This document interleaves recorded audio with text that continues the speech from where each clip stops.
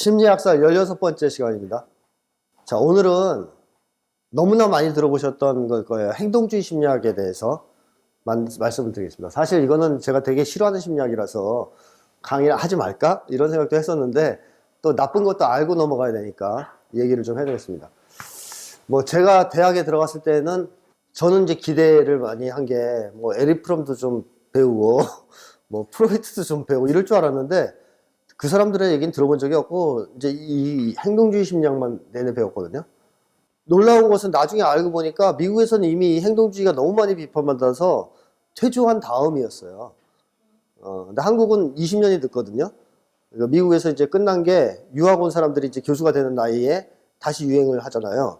그러니까 이제 미국에서 끝난 게 한국에서 유행하고 또 이제 미국에서 유행하는 게 20년 뒤에 또 들어오고 그럼 이제 바뀌고 이렇게 해서 한국은 한 미국보다 20년 늦었어요, 저희 때.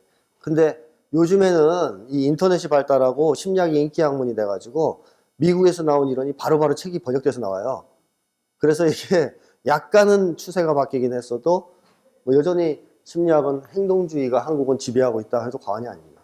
자, 근데 이 행동주의가 도대체 뭐냐 하는 건데요. 행동주의가 세 가지 단계가 있어요. 처음에 고전적 행동주의라는 것이 이제 뭐 맨 처음에 만든 행동주의가 있고, 그 다음에 신행동주의가 있습니다. 뉴 이제 행동주의, 신행동주의. 그 다음에 급진적 행동주의가 있습니다. 3단계에 거쳐서 이제 행동주의가 변화가 됐거든요. 근데 어쨌든 뿌리는 다 같아요.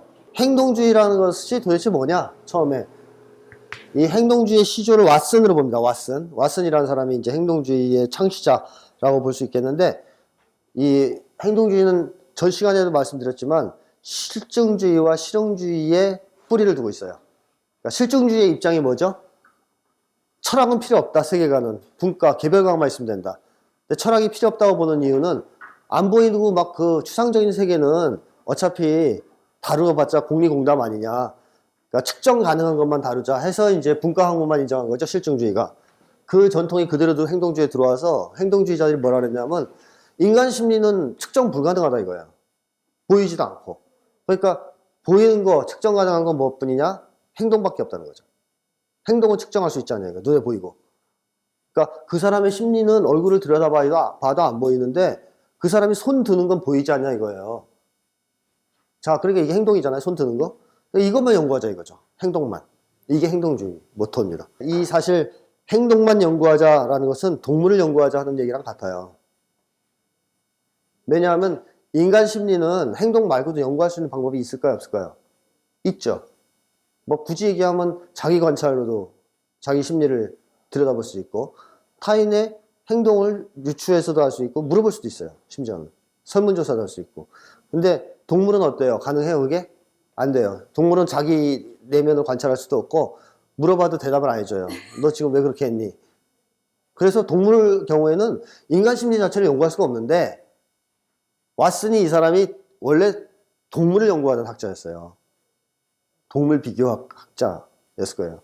그래서 동물을 연구하던 사람이니까 어차피 이 사람은 연구할 때 행동밖에 다룰 수가 없었던 사람입니다. 동물들한테 마음을 물어볼 수가 없으니까. 너 왜 그렇게 했어? 이렇게 해도 동물들은 대답을 안 해줬거든요. 그래서 이게 행동만 연구하자, 이것은 이제 동물을 연구하자 하는 흐름과 거의 비슷하게 진행이 되면서 행동주의 심리학은 거의 동물 연구를 합니다. 제가 대학에 들어갔을 때 왜 그렇게 토끼 실험실이, 쥐와 토끼의 실험실이 많았느냐가 이제 증명이 되는 거죠. 예. 냄새가 엄청났어요. 토끼하고 뭐 이런 거 키워가지고. 자, 하여튼 맨날 그 실험하는 거야. 토끼한테 뭐 탁 찌르면 토끼 어떻게 하는가 이런 거 있죠. 자극을 주면 반응이 어떠한가 이런 걸 연구하는 건데 한마디로 이 도식을 연구해요. SR 도식. S는 스티뮬러스라 해서 자극입니다. 자극을 주면 어떻게 반응이 나오느냐. 리스판스, 반응. 이 관계를 연구하는 게 행동주의입니다. 고전적인 행동주의. 그러니까 인간한테 어떤 불빛을 딱 비췄을 때 눈을 깜빡거린다라면 그 불빛을 비춘 거는 S, 스티뮬러스가 되는 거고 눈을 깜빡거리는 거는 리스판스, 자극이 되는 거죠. 그 다음에 또 조금 더 수준이 고차적으로 가서 뭐 무릎을 이렇게 망치 팡 때렸어요. 그럼 그 사람이 이제 확 들면 이제 때린 게 S, R이 반응. 이런 거 연구하는 거예요. 자, 이런 거 500만 가지 연구하면 인간을 알까요? 바늘로 막 찔러보면 다 인간을 알까요? 근데 재밌는 것은 이 행동주의가 이 안에 전제되어 있는 인간이 없다는 거죠. 놀랍게도. 인간은 어떤 존재예요? 행동주의 하면. 이 가이 사이에 있는. 그냥 기계죠. 깡통. S가 들어가면 R을 내보내는 깡통이에요. 단순한 깡통. 이 인간에 의해서 뭐 되는 건 없어요. 그러니까 이제 행동주의는 그야말로 이 인간에 관심이 없고 인간 심리에도 관심이 없어요. 이 S가 들어갔다 나오는 이 중간에 관심이 없어요. 요거와 요거에만 관심이 있어요. S하고 R에만. 그래서 이제 심리학에서 뭐라고 불리느냐? 행동주의가 심리에 관심이 없는 심리학. 인간 심리에 관심이 없는 심리학. 그야말로 이제 변종이죠. 예. 괴물 같은 놈이 탄생한 거죠. 심리학인데 심리에 관심이 없는 심리학. 이런 게 된 거죠. 그래서 굉장히 하여튼 인간을 비인간적이고 기계적인 관점에서 대합니다. 인간은 깡통이다. S가 들어가면 R이 나오는 하나의 기계인형? 뭐 이런 정도로 이해한 게 바로 이 행동주의입니다. 자, 이런 게 얘기가 되면 당연히 아무리 무식한 미국 학자들이라도 반감이 생기지 않겠습니까? 이렇게 얘기하면. 그래서 이제 막 비판이 있죠. 인간이 기계냐, 막 깡통이냐, 뭐 이제 너무 단순화시킨 거 아니냐? 이렇게 얘기하니까 이제 신행동주의가 나오는 거죠. 야, 너희들은 너무 심했어. 톨먼 이런 사람들이 이제 이 신행동주의의 대표주자인데, 너희는 인간이란 걸 빼고 어떻게 SR만 얘기할 수가 있어? 이게 이제 신행동주의의 주장입니다. 그러니까 S가 들어가면 중간에 인간이란 게 있는 거 아니야. O. 그죠? 그래서 R이 나오는 거지. 그래서 도식이 바뀌어요. SOR로. 여기서 O는 유기체. 그러니까 스티뮬러스, 리스판스, 유기체. 이게 인간이죠. 쉽게 얘기하면 인간. 동물을 포함해서. 그러니까 신행동주의 주장은 S가 들어가고 R이 그냥 단순하게 나오는 존재가 아니다 이거죠. 인간은. 유기체로서 여기서 뭔가 있다 이거예요. 변화가. 심리가 약간 개입한다 이거예요. 그래서 이제 신행동주의를 뭐라 그러냐면 행동주의가 추방했던 심리를 되찾아왔다 라고 얘기하는데 그렇다고 완전히 되찾은 건 아니에요.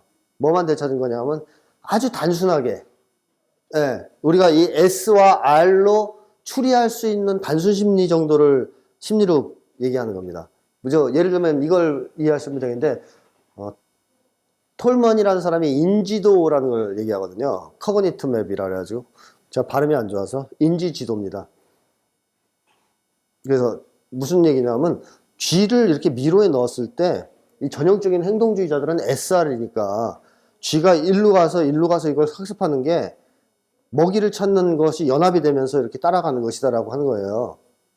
결국 SR을 계속 학습한다 이거죠. SR을 다양하게 축적한다. 근데 이제 신행동주의자들은 어떤 걸 연습하냐면 그런 거 SR 학습과 관련이 없는 조건에서 G를 뭐 예를 들어서 이 미로 위를 지나가게 했다. 사다리차를 태워서.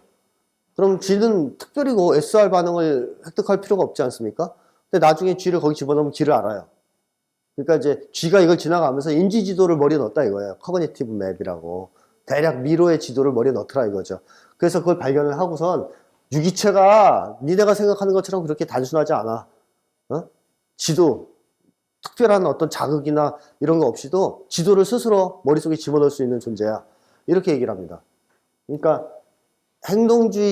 고전적인 행동주의보다는 좀 더 이제 인간이 아니라 유기체의 어떤 능력, 지적 능력을 약간 인정하는 거죠.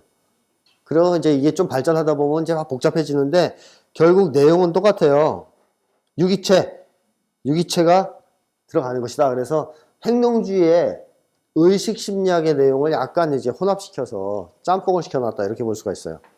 근데 오히려 이렇게 되면서 좀 관념화되는 측면도 있어요. 너무 이제 이상한 얘기를 많이 하고 막 그래가지고 나중에.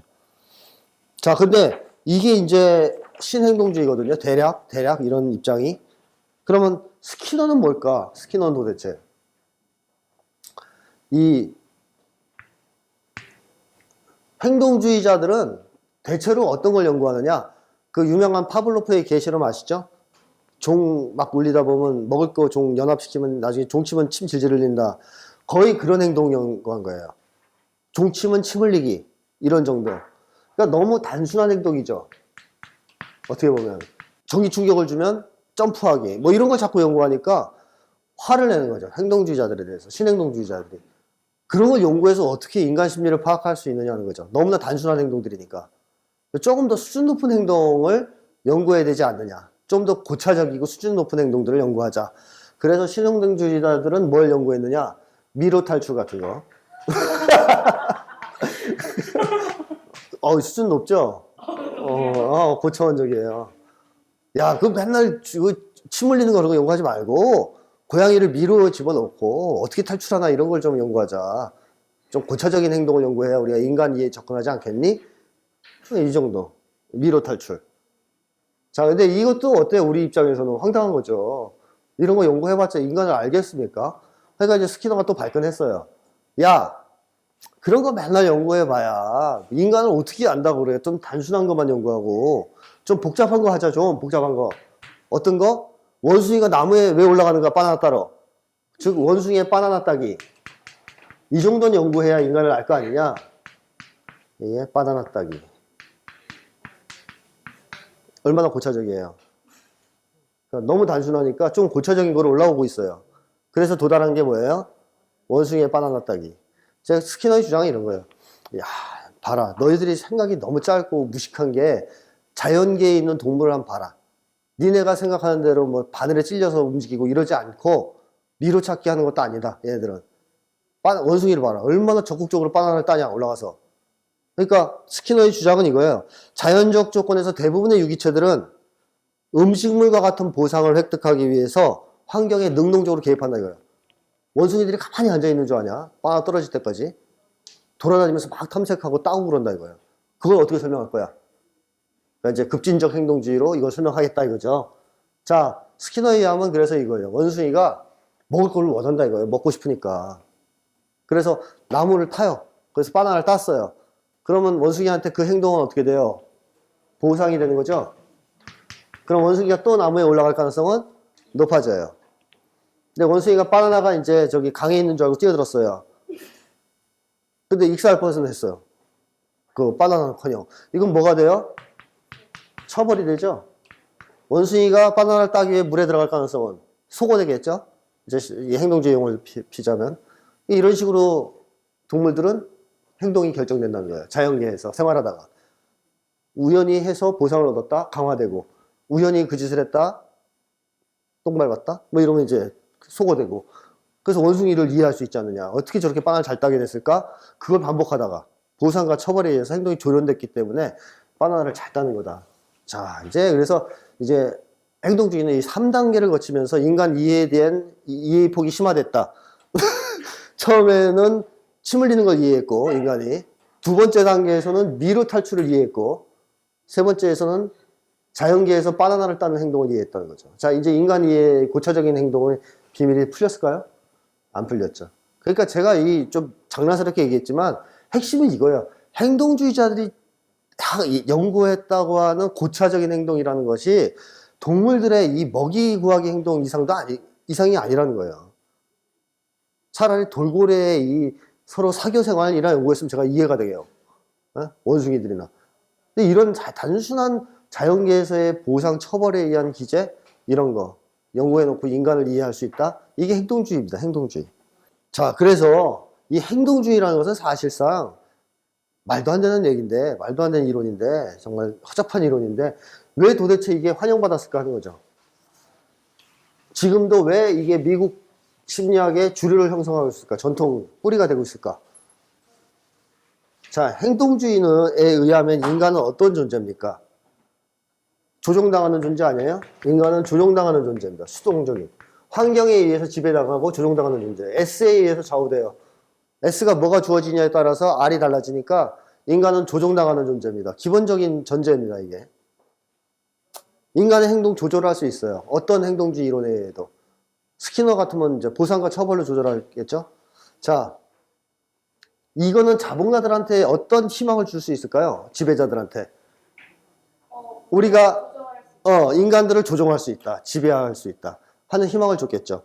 실제로 약속을 했거든요. 왓슨이 그런 얘기를 했어요. 나에게 아기를 달라. 나에게 아기를 주면 꼬리표를 붙여서 주면 뭐 대통령, 장관, 예술가 붙여서 내가 그렇게 키우게 되겠다. 아기들을. 어떤 아기들이라도 원하는 대로 키워주겠다. 왜? 이 사람들의 신념은 대통령이 되는데 필요한 자극의 계열을 쭉 정해놓고 계속 그 자극을 주면 얘는 대통령이 될 거니까. 또 얘는 뭐 예술가가 될 테니까. 왓슨이 그런 큰 소리를 친 거예요. 나에게 아기들을 이름표 붙여 보내라. 내가 다 그렇게 키워줄게. 자, 그렇다면 여기서도 우리가 중요한 것은 아기들은 어떤 존재죠? 조종당하는 존재죠. 근데 조종당하는 존재가 있다는 것은 조종하는 존재도 있다는 뜻 아니에요? 조종하는 존재가 있어야 조종당하는 존재가 있는 거죠? 자, 조종하는 자는 누군가요? 왓슨이죠? 아기들을 키워야 되잖아요. 조종하면서. 그럼 조종당하는 존재는 아기. 그래서 왓슨이 큰 소리 친 거예요. 나한테 보내. 내가 다 키워줄게. 딱, 자, 이렇게. 그러면 조종당하는 아기들과 조종하는 왓슨의 관계. 이거는 자본가들한테 어떤 걸 의미하죠? 조종하는 자본가들과 조종당하는 민중. 그러니까 민중을 우리가 저렇게 조종할 수 있게 왓슨의 말대로 우리 말 잘 듣는 노예처럼 키울 수 있겠구나 하는 희망을 가지게 된 거죠. 그래서 행동주의가 굉장히 인기를 끕니다. 지배층한테 환영을 받았어요. 지원도 해줬어요. 근데 이게 과학적인 이론이 아니잖아요. 비과학적인 이론이죠. 그래서 이거대로 하니까 조종이 돼야 안 돼요. 안 돼요. 그래가지고 이제 별로 이제 인기가 시들해진 거예요. 야, 니네 말대로 했는데 왜 조종이 안 되냐, 인간이. 자극을 주는데 왜 인간은 화를 내냐, 니 말대로 안 되고. 뭐 이렇게 되는 거죠. 자, 그래서 이 행동주의라는 것도 결국에는 인간을 동물과 똑같이 보는 시각, 혹은 인간을 기계로 보는 시각. 우리가 앞 시간에 얘기했던 속류 유물론, 아니면 기계론적 유물론, 이 틀에서 전혀 넘어서지 못한 겁니다. 뭐, 신행동주의가 유기체의 지적인 뭐 어떤 사고 능력을 고려에다 쳐봤자 아주 초보적인 것만 인정하는 거거든요. 아주 초보적인 것만. 그리고 스키너 같은 경우에는 뭐 사실 저 보상과 처벌이라는 것은 서커스에서 쓰고 있는 거 아니에요, 맨날. 당근 줬다 채찍으로 때렸다는 거. 이 방식에 의하면 인간도 똑같이 조련당할 수 있다는 거고 조련할 수 있다는 얘기인데, 이거는 인간을 정말 동물하고 똑같이 취급하는 비인간적인 견해고 또 반민족적인 견해고 더욱이 비과학적인 견해죠. 그래서 이 행동주의가 워낙 이런 이제 말도 안 되는 얘기를 했기 때문에 강렬한 이제 비판을 받게 됩니다. 특히 인본주의자들에 의해서. 인본주의 심리학이 아주 이제 강력하게 반대하죠. 그래서 다행히도 행동주의는 그 이후에 비판을 많이 받아서 이 전형적인 틀로서의 행동주의는 존재하지 않는데, 문제는 뭐냐면 미국 심리학에 이 행동주의적 패러다임이 계속 그대로 깔려서 오고 있다는 게 문제예요. 행동과학 뭐 이런 미명하에 행동주의의 그 패러다임이 그대로 미국 심리학자 혹은 미국 심리학의 틀에 남아있다. 주류적 전통, 흐름을 형성하고 있다. 이게 문제입니다. 이 현대 심리학을 비과학적으로 만드는 주요한 원인이 되고 있다라는 얘기입니다. 자, 근데 어쨌든 우리한테는 이 행동주의는 사실 저는 일고의 가치도 없다고 생각합니다. 인간을 이해할 때. 이거는 동물학에서나 써야 된다고 생각합니다. 인간 이해에 전혀 도움되지 않고 인간한테 적용 가능성도 없는 이론이라고 생각해요. 인간에게 적용할 수는 있어요. 즉 채찍과 당근을 적용할 수는 있습니다만, 그거는 반인간주의자들, 인간을 증오하고 혐오하는 자들이나 할 짓이지 인간은 인간으로 존중하는 사람한테는 절대로 채택될 수 없는 방법이죠. 자, 그래서 이 현대심리학의 한 가지 구성주의와 기능주의를 동시에 비판하면서 격렬히 비판하면서 한때 한 시절을 풍미했던 행동주의에 대해서 살펴봤습니다. 마치겠습니다.